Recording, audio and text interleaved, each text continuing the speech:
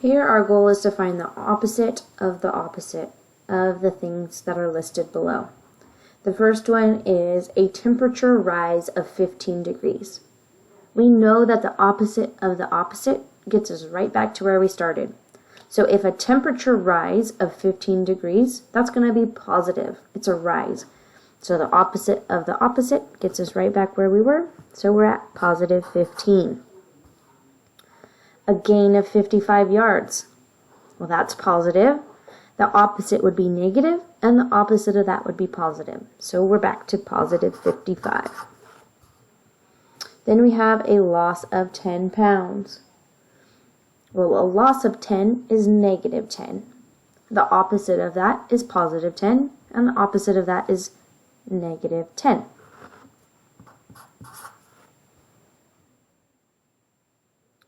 Then the last one says a withdrawal of $2,000.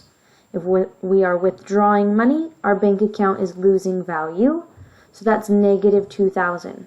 The opposite of negative 2,000 is positive 2,000, and the opposite of that is negative 2,000.